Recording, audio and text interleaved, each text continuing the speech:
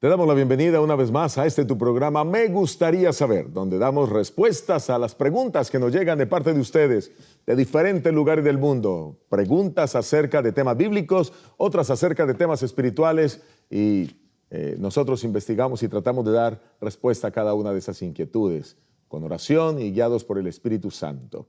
Y por favor, si usted tiene más preguntas y desea que nosotros podamos responderlas aquí en el programa, por favor envíelas a tv@suntv.org, tv@suntv.org. Este es nuestro correo electrónico. Aquí recibimos todas las inquietudes y con gusto, en la medida de las posibilidades, porque las estamos respondiendo en el orden que van llegando y tenemos todavía muchas por responder, vamos a ir atendiendo cada una de esas inquietudes.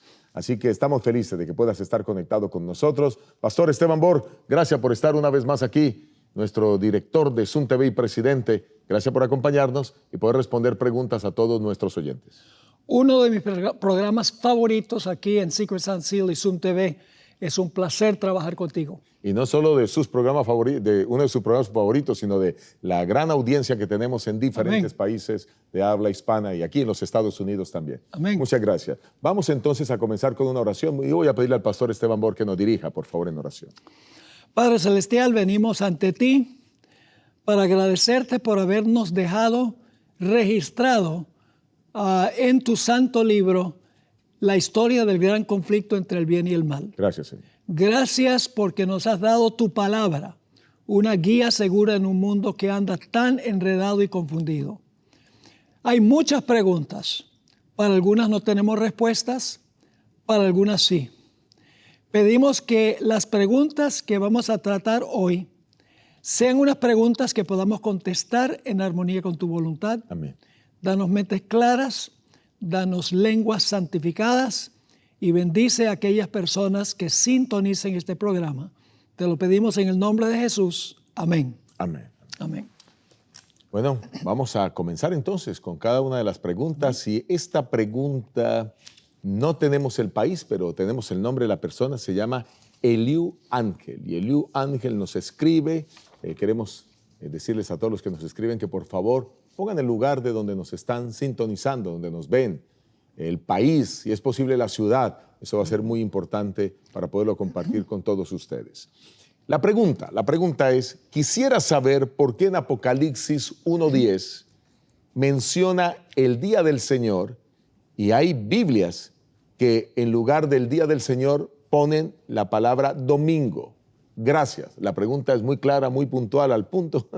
Así que, bueno, vamos a intentar resolver esta pregunta. Pastor, no sé si quiere usted comenzar a darnos alguna vislumbre del asunto. Bueno, en primer lugar, tenemos que recordar que hay versiones de la Biblia que son traducciones y hay otras que son interpretaciones o paráfrasis. El texto en Apocalipsis 1:10 no dice domingo. La palabra domingo no es la que se usa. Se usa Kuriake Gemera, que significa día del Señor. Eso es el griego. El griego original sí dice Kuriake Gemera, que es día del Señor. Pero como el mundo protestante cree que el día del Señor es el domingo, entonces esas paráfrasis o esas interpretaciones ponen la palabra domingo porque creen que el domingo es el día de reposo que fue cambiado por Cristo Jesús y por los apóstoles, que nosotros sabemos que fue la iglesia romana la que pretende haber cambiado el día. Así que, en realidad, la traducción domingo es una interpretación, no es una traducción. Muchas gracias, pastor. Y permítame agregar algo más. Yo conozco básicamente 3 tipos de traducciones. Está la traducción palabra por palabra. Allí tenemos Biblias como la Biblia Reina Valera, está la Biblia de las Américas, que son las mejores Biblias, quizás, digámoslo así, para poder estudiarla. Se traduce palabra por palabra. Pero tenemos las otras que traducen pensamiento por pensamiento. Ese es un segundo tipo de traducciones y entonces toman pequeñas frases y las van traduciendo de esa manera. Sin embargo, ya ahí comenzamos a ver unas pequeñas distorsiones del lenguaje original. Sin embargo, son buenas para leer. Pero tenemos la que usted acaba de citar y que son las paráfrasis o las traducciones interpretativas en las que a veces usted compara un versículo en una de esas traducciones interpretativas con el versículo de traducción palabra por palabra y va a encontrar el sentido de alguna manera cambiado, porque aquí lo que está haciendo el autor o quien hace la traducción interpretativa es ponerla en el lenguaje mucho más sencillo de lectura, pero no hay fidelidad con el original. Así que nuestra recomendación para la audiencia es que si tú vas a estudiar la Biblia, busques una traducción palabra por palabra. Y ahora hay que mirar el original. Y ya como el pastor Borlo dijo, pues el original en ningún momento dice día domingo, sino dice es el día del Señor. Ahora, es muy importante que la expresión Curiaque Gemera, día del Señor, a fines del siglo II, se usaba para el domingo. Pero es la primera vez en la historia en que a fines del siglo II, que sería por ahí el año 200, aproximadamente hasta el año 200, del 100 al año 200, se usa la expresión Curiaque Gemera para referirse al domingo. Pero uno no puede tomar un uso de Curiaque Gemera de fines del siglo II y luego proyectarlo hacia atrás al texto bíblico. Esa es una forma que no es aceptable. Al Apocalipsis, que fue escrito en el año 96. En el año 96. Es decir, el uso que se hacía a fines del siglo II en la epístola apócrifa de Pedro no necesariamente es el mismo uso que había hace 100 años anterior a eso. Pero como se aplica a fines del segundo siglo, Curiaque Gemera el domingo, entonces los que creen que el domingo es el día de reposo, toman eso y lo proyectan 100 años antes como si ese es el uso al cual se refería Juan. Ahora, Elena White claramente dijo o escribió que la visión que recibió Juan fue sábado. En el libro Hechos de los Apóstoles, página 464, dice categóricamente, fue en un sábado cuando la gloria del Señor se manifestó al desterrado apóstol. Juan observaba el sábado tan reverentemente en Patmos como cuando predicaba el pueblo de las aldeas y ciudades de Judea. Hechos de los Apóstoles 4:64. Fue en sábado Está claro. en que Juan recibió su visión. Ahora, algunos dicen, como por ejemplo Samuel Bacchiocchi, quien escribió obras muy buenas sobre el sábado, él creía que la expresión Día del Señor se refiere a lo que hablaban los profetas del Antiguo Testamento, que usan la expresión Día del Señor como una referencia a la segunda venida. Pero en realidad la hermana White desmiente esa interpretación porque ella dice claramente que fue en día de sábado. Ahora, hay un principio muy importante que nosotros debemos tomar en cuenta en la interpretación bíblica. Y ese principio se conoce como sola scriptura. Es decir, la Biblia explica a la Biblia.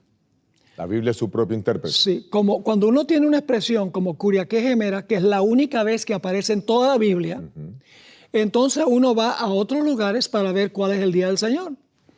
Y aquí tengo una lista de esas referencias. En Éxodo 16:23, el episodio del maná habla del reposo sabático, un sábado santo para Jehová. Correcto. O sea que el sábado es reposo para Jehová. En Éxodo 20:11, el cuarto mandamiento dice que el sábado es el día de reposo para Jehová. De Jehová. En Ezequiel 20:12 y versículo 20 dice, Dios guardarás mis días de sábado. Isaías 53:13 y 14, Dios se refiere a sí mismo como, habla del sábado como mi santo día. Y el Señor Jesucristo en Marcos 2:27 dijo que Él es el Hijo del Hombre, es Señor del sábado. Así que si Jesús es Señor del sábado, ¿cuál es el día del Señor? El sábado. El día del Señor es el sábado. Así que en realidad este punto está claramente esbozado en otros textos de la Biblia y está esbozado también por otros lugares a donde se menciona el sábado, además de las que yo mencioné, que el sábado es el séptimo día de la semana. Claro, yo quisiera agregar también Isaías 58:13. Sí. Si retrajeres del día de reposo tu pie de hacer tu voluntad en mi día santo y lo llamares delicia, santo, glorioso de Jehová. De Jehová. De Jehová. Sí. O sea que ahí aparece como el día del Señor, que es el sábado. Ahora, lo interesante es que en ninguna parte de la Biblia aparece la expresión sábado de los judíos o sábado judío. Siempre es el sábado de Jehová. Pero cuando se trata de las fiestas judías, que concluyeron cuando Cristo murió en la cruz, se habla de fiestas de los judíos. Por ejemplo, en Juan 2:13 habla de la Pascua como la Pascua de los judíos. Juan 5:1 habla de una fiesta de los judíos.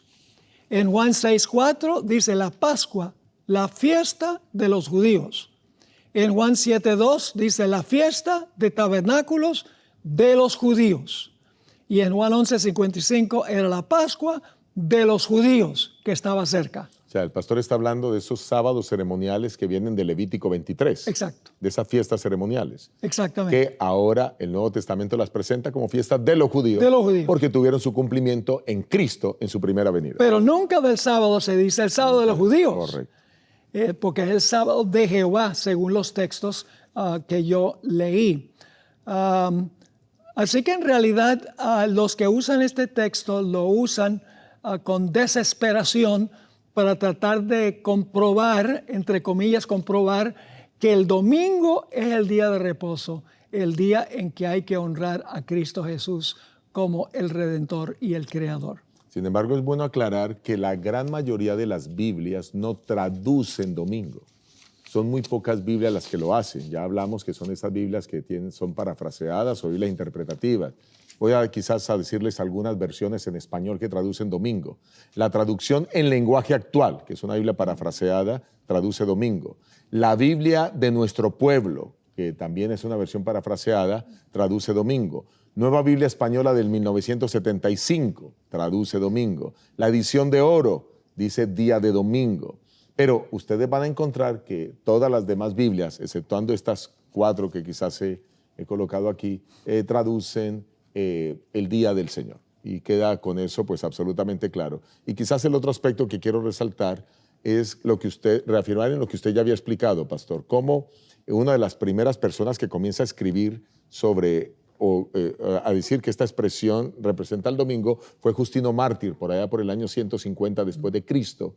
Y luego edictos como el edicto de Constantino, ya en el 321, vuelve a citar la misma expresión, pero ya son posteriores a los escritos o el libro de Apocalipsis que escribió Juan en el año 96 después de Cristo. Y en realidad, el cambio del sábado al domingo no fue repentino, fue paulatino y lento. Se hizo la transición, pues, del sábado al domingo por una serie de procesos. Samuel Bacchiocchi, quien escribió mucho sobre el sábado y el domingo, menciona en una de sus publicaciones que el domingo se adoptó por 2 razones principales y se puede comprobar históricamente. Número 1, porque había un espíritu antijudaico. Es decir, los cristianos no querían que se les identificara con los judíos. Porque el imperio romano no quería a los judíos, porque siempre estaban en rebelión en contra del imperio. Y por lo tanto, lentamente los cristianos dijeron, no hagamos del sábado nuestro punto distintivo, sino que adoptemos el domingo para que no crean que... Para marcar la diferencia. La diferencia entre nosotros y los judíos. El segundo factor es el paganismo. Y aquí es que entra Constantino, y algunos procesos antes de Constantino, a donde la iglesia, para crecer y para acomodar a los paganos, para que se sintieran cómodos en el cristianismo, incorporó en el cristianismo el día del sol como el día de reposo, para complacer a los paganos que guardaban ese día en honor al dios sol. para cristianizar a los paganos, por decirlo de otra manera. Pero lo que hicieron fue, en vez de cristianizar a los paganos, se paganizó paganizaron a los cristianos. Paganizaron a los cristianos. Claro, esa palabra paganizar creo que no existe, pero que la gente entiende. Así que esos dos factores se pueden comprobar históricamente. El antijudaísmo y el paganismo fueron los factores principales en que la iglesia hiciera la transición del sábado al domingo como día de reposo. Pero no hay un así dice Jehová. Eso quiere decir que, en conclusión, Pastor Bor, podríamos decir que cuando aparece en algunas versiones bíblicas en Apocalipsis 1:10 la expresión domingo, no está en el original. Esa simplemente es una interpretación de aquellos que estuvieron traduciendo la Biblia, y esa interpretación es influenciada por el cambio histórico que tuvo en el cristianismo el sábado, que es de Jehová, que es de Dios, por el domingo, a que ellos hacen alusión como el día de la resurrección, pero que no tienen nada que ver, por supuesto, con el cuarto mandamiento de la ley de Dios, que es el que debemos guardar. Y hasta el día de hoy nosotros, como adventistas del séptimo día, por eso nuestro nombre, Amén. Adventistas del séptimo día, promovemos que este es el día del Señor. Y tú que nos estás viendo, si no eres miembro de la iglesia adventista del séptimo día, quiero decirte que este es el pueblo que guarda los mandamientos de Dios y tiene la fe de Jesús. Y entre los mandamientos guarda el cuarto mandamiento, que es la observancia del sábado. Y quizás cierro con esto. Yo en mi Biblia encontré, bueno, esta es la versión Reina Valera del 60, mi Biblia es del 95, pero me puse a leer todos los textos que hablan del sábado y encontré en total 268 textos que hablan del sábado directa o indirectamente. Y no encontré ninguno, bueno, excepto uno que usa el apóstol Pablo para recoger las ofrendas el primer día de la semana, pero ninguno que hable de que se debe adorar a Dios en domingo.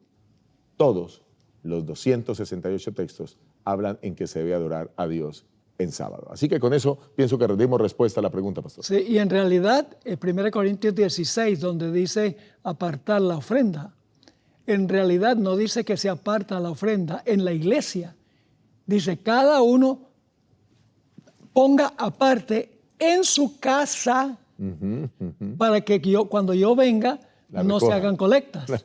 Así que en realidad la gente debía apartar el dinero en su casa, y luego cuando Pablo venía, él recogía lo que habían apartado entre los viajes que él había hecho. Gracias por esa buena aclaración en esa alusión así rápida que hicimos al texto. Muy bien. Vamos a responder en los minutos que nos queda la siguiente pregunta. Y esta pregunta viene de una persona que nos dice que, a ver, denme un segundo, aquí está. Dice que es anónima, pero igual damos respuestas también a esas inquietudes. Sin embargo, nos gustaría que pusieran sus nombres. Dice la pregunta así: si debemos vivir la reforma pro salud, más aún en este tiempo, ¿cómo es que hay varias citas de Elena White consumiendo carnes limpias después de recibir luz al respecto? ¿Está permitido en momentos de crisis? Lo que está diciendo es que se está permitido consumir estas carnes limpias de las que habla Levítico del capítulo 11. Bueno, pastor, yo sé que usted está muy versado en este tema y aquí queremos que pueda también orientarnos, ilustrarnos. Tal vez puedo mencionar un recurso muy importante que pueden conseguir en el internet. Cuando yo había escuchado esta acusación de que la hermana White continuó comiendo carne a través de toda su vida, pero no había hecho una investigación así detallada. Así que fui al internet recientemente y encontré un artículo escrito por el doctor Roger Kuhn, quien fue el director del Centro de Investigación White en la Conferencia General en Washington. El artículo, no lo busqué en español, lo busqué en inglés. Se titula Ellen White and Vegetarianism. Did she practice what she preached? Okay, Elena White y el vegetarianismo. Elena White y el vegetarianismo, ¿practicó ella lo que predicaba? Hay varias cosas, es un documento bastante largo, nos tomaría varios programas cubrir todo el material, pero yo creo que cubre todas las bases. Primero trata de la acusación que hizo el pastor Cartwright, quien abandonó la iglesia adventista y se tornó enemigo de Elena White y el enemigo de la iglesia adventista. Él acusó a la hermana White que ella comía carne de cerdo, que él había estado en su casa y ella tenía carne de cerdo en la mesa. Vale decir que Cartwright visitó a la familia White por primera vez en 1859, antes de que la hermana White supiera que la carne de cerdo no debía comerse. Así que posiblemente sí había carne de cerdo en la mesa de la hermana White, pero la visión de la Reforma Pro Salud no fue sino hasta 1863. Y ahí Dios le mostró que la carne de cerdo no se debía comer. Y desde ese día en la casa White y en los viajes nunca comían carne de cerdo. Otra acusación fue de Fanny Bolton, que por un periodo de tiempo fue secretaria de la hermana White, que por cierto al final de su vida tenía problemas mentales muy serios, pasó tiempo en un lugar, en un hospital mental. Ella acusó a la hermana White una vez cuando estaba viajando en tren, que comió unas ostras con vinagre, pimienta y sal. Eso lo desmintió uno que viajaba con ella, el pastor George Starr. Él dijo, esa es una fabricación de su mente, eso nunca ocurrió. Entonces, ¿a quién le cree uno? Pues si quieren echar por tierra a la hermana White, van a creer a Fanny Bolton. Yeah. Pero el hecho de que hay discrepancia, no se puede comprobar que la hermana White comió ostras, que es una comida prohibida. Correcto. Por el vegetarianismo. En cuanto también se le acusó en un viaje en tren que trajeron un bistec sangriento y lo cocinaron. La secretaria de la hermana White, Sarah McIntyre, cocinó ese bistec y la hermana White lo comió. Y nadie ha negado que eso sucedió. Pero hay que recordar que en la época de la hermana White, ellos no tenían todas las comodidades que tenemos nosotros hoy en día.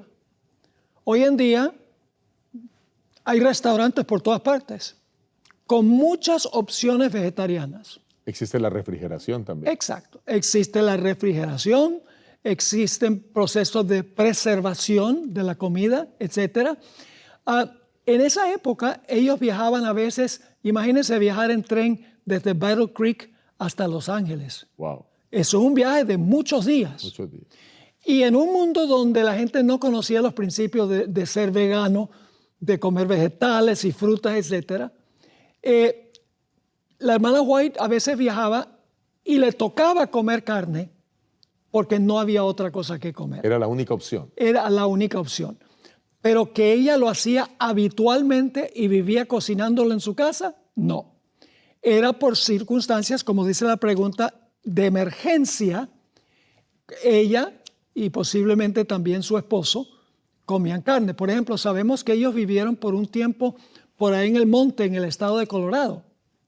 Y ellos pescaban y cazaban, porque no había nada más que comer. ¿Qué se iban a hacer? ¿Morirse de hambre? Todo esto lo presenta este artículo, un artículo pero tremendo, bien documentado.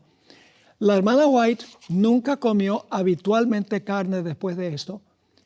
Y debemos tomar sus escritos, dicho sea de paso. Esto no elimina el hecho de que la hermana White haya sido un profeta o una profeta de Dios. Porque todo ser humano tiene debilidad. La vida de un profeta no es perfecta, pero lo que recibe de Dios sí. El mensaje que recibe de Dios sí. Pero en cortas cuentas, la hermana White nunca, después de recibir su visión, comió carne por gusto, sino por absoluta necesidad, por caso de emergencia. Muy bien, pastor, queda claro, y podríamos ir a mirar textos de la hermana White donde ella pues habla acerca de que la carne no es el mejor alimento. Y aquí puedo citar uno, el Ministerio de Curación, página 241. La carne nunca fue el mejor alimento, pero su uso es hoy doblemente inconveniente, ya que el número de casos de enfermedad aumenta cada vez más entre los animales. Así que ella recomienda que por las enfermedades de los animales pues se debiera prescindir de la carne. Pienso que ha quedado claro, pastor, ella vivió esto y solo en casos de emergencia consumió. Gracias por haber estado conectados con nosotros aquí en Me Gustaría Saber. Es un privilegio haberles tenido y les esperamos en el próximo programa. Dios les bendiga, Dios les guarde.